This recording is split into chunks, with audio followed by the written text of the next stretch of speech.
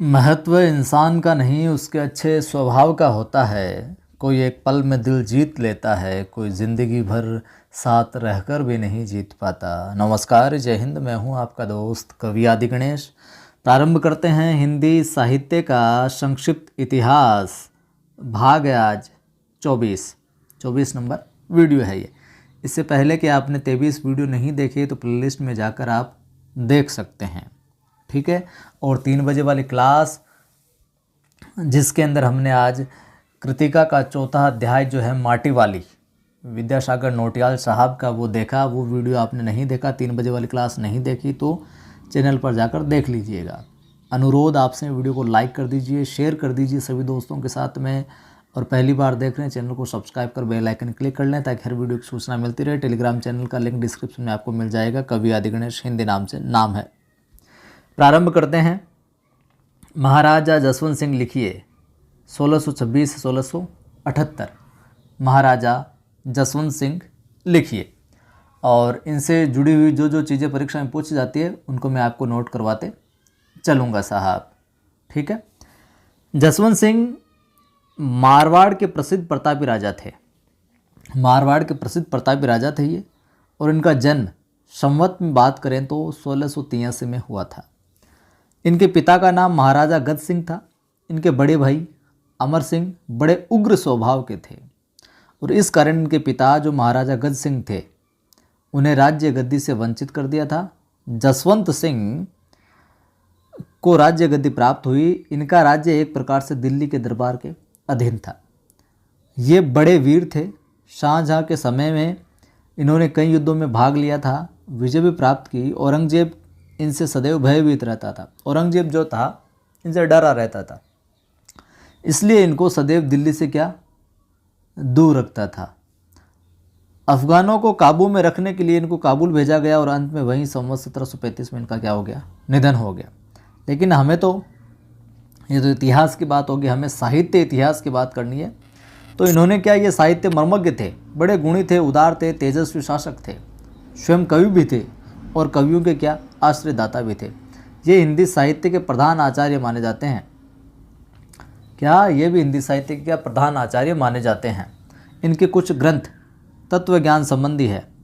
लिखिए ग्रंथ, जसवंत सिंह साहब ग्रंथ लिखिए।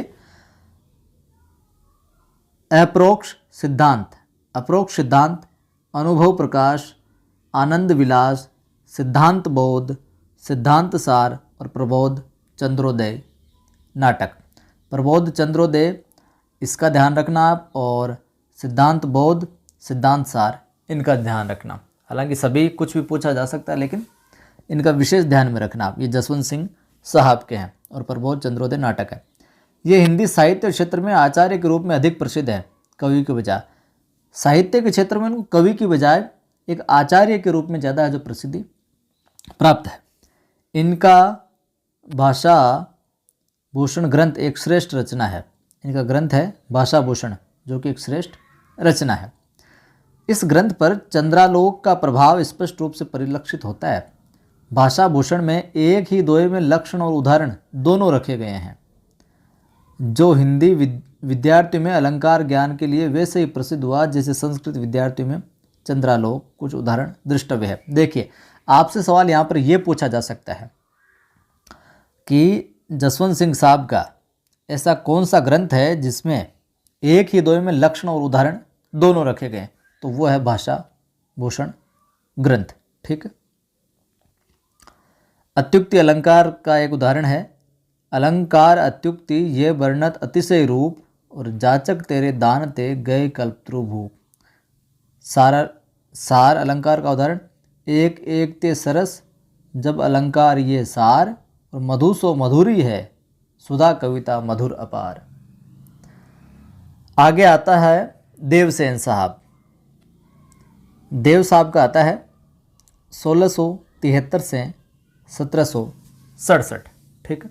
रीतिकाल के हम बात करें तो रीतिबद्ध श्रृंगारिक कवियों में देवदत्त या देव का नाम है जो विशिष्ट स्थान है जो रखता है, ठीक है। देव जो हैं इटावा उत्तर प्रदेश के काश्यप गोत्री कान्यकुब्ज ब्राह्मण थे और इनका जन्म संवत में बात करें 1730 में हुआ और इनकी मृत्यु 1824 संवत में। ये किसी एक आश्रयदाता के साथ अधिक समय तक नहीं टिक पाए, अनेक आश्रयदाताओं के साथ रहे। परिणाम स्वरूप इनका अनुभव जो है वो बहुत, एक्सपीरियंस बहुत हुआ इनको।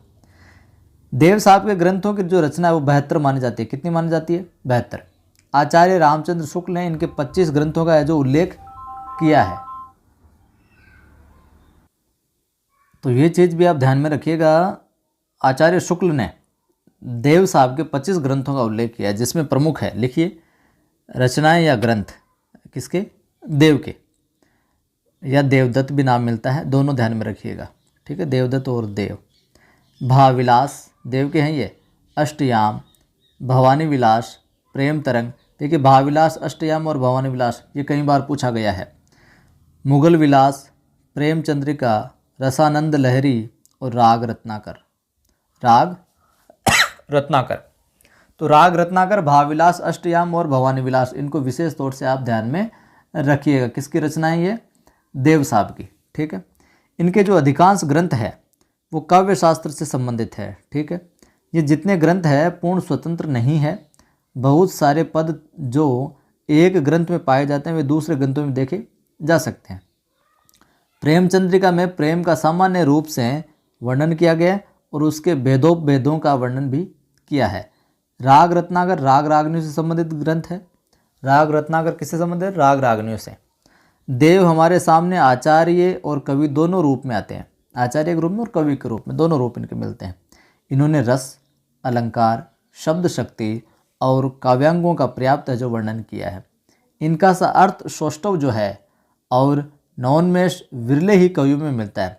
शब्द शक्तियों के बारे में देव का कथन है, ये आप जरूर ध्यान में रखिएगा, ये कई बार पूछा गया, ये देव कहते हैं, ठीक है, लिखना है इसको आपको, लिखिए आप। अभिधा उत्तम काव्य है, मध्य लक्षणा लीन। अभिधा उत्तम काव्य है, मध्य लक्षणा लीन।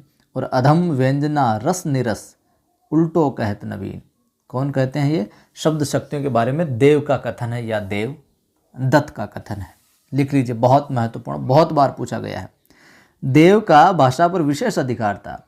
देव की भाषा तो मतिराम से भी श्रेष्ठ मानी जाती है। इनकी भाषा में अनुप्रासों की अच्छी छटा है जो दिखाई देती है।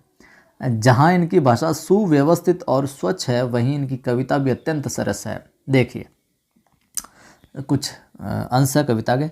सासन ही में समीर गयो अरु आंसुन ही सब नीर गयो ढरी। तेज गयो गुण ले अपनो अरु भूमि गई तनु की तनुता करी। देव जिये मिलिबे की आस के असो उपास आकाश रहो बरी। और जातिन ते मुख हेरी हरे हंस हेरी यो जू लियो हरि जू हरि। देव ने शुद्ध प्रेम का बड़ा उत्तम वर्णन किया है। इनका दिया प्रेम का लक्षण कितना सुंदर है, देखिए। सुख दुख में है एक सम, तन मन वचन प्रतीत। ये पंक्ति देखकर पूछा जा सकता है किसकी है? देव, क्योंकि बहुत अच्छी पंक्ति आई है यहाँ पर कि सुख दुख में है एक सम, तन मन वचन प्रतीत। सहज बड़े हित चित्त रहे और जहाँ स प्रेम सप्रीत। इनकी कविता की सुंदरता का एक और उदाहरण देखिए आप यहाँ पर कि ऐसो हो जू जान तो कि जे है तू विषय के संग। तेरे मन ने मेरे हाथ पाँव तेरे जोर तो। और आजू लगी होकत नर नाहन की नहीं सुनी नेह सो निहार हेरी बदन निहार तो। चलन दे तो देव चंचल अचल करी चाबुक चितावनी मारी मुँह मोर तो। और भारो प्रेम पातर नगारो द्वे गरे सो बांधी। और राधावर विरद के वारिद में बोर तो। ज़्यादातर इन्होंने घनाक्षरी से संबंधित या घनाक्षरी छंदों का जो प्रयोग किया है। अब हम बात करते हैं देव साहब के बाद में भिखारी दास की। भिखारी दास की तो कविता का जो काल है 1725 से 1760। भिखारी दास जाति से कायस्थ थे। किस जाति के थे भिखारी दास? कायस्थ थे। और प्रतापगढ़ यानी कि अवध के पास टोंगा नामक गांव के निवासी रहे हैं ये।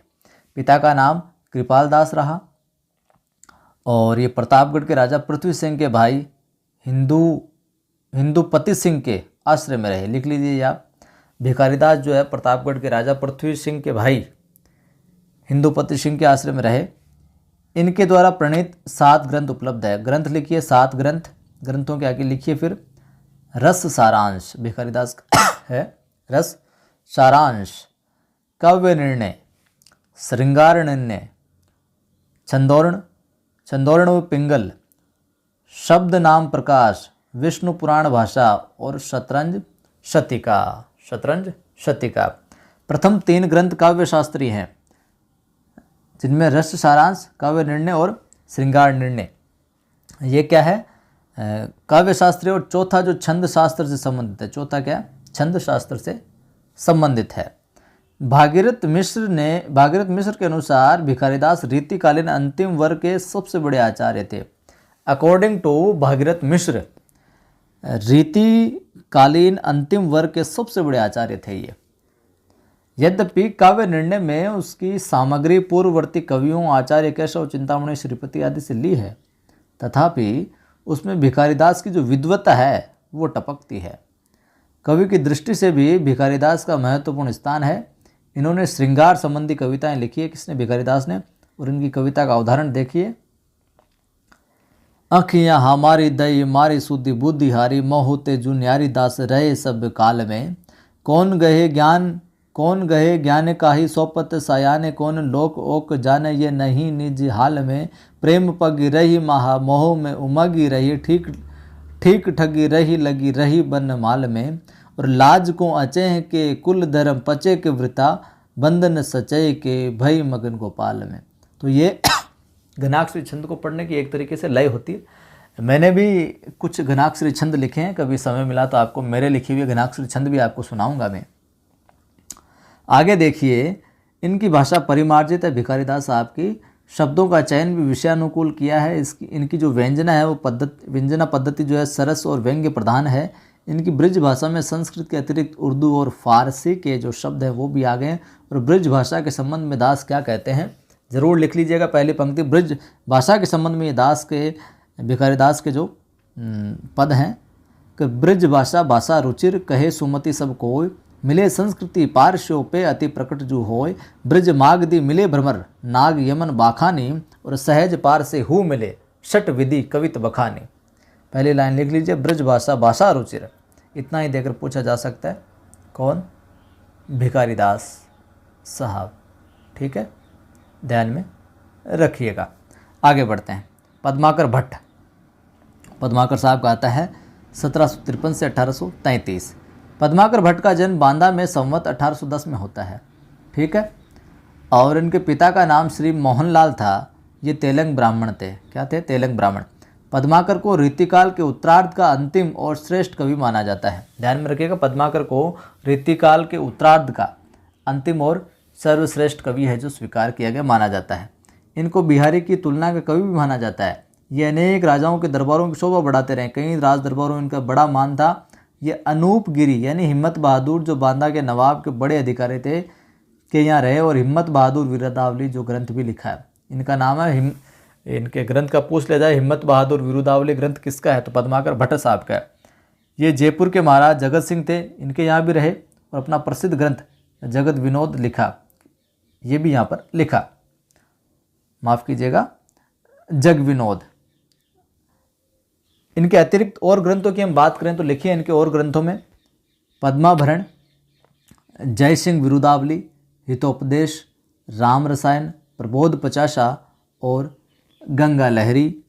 संवत 1890 में कानपुर में गंगा तट पर इनका देवलोक गमन हो गया साहब। तो पद्माभरण, जय सिंह विरुदावली, हितोपदेश, राम रसायन, प्रबोध पचासा और गंगा लहरी। गंगा लहरी को विशेष आप ध्यान में रखिएगा।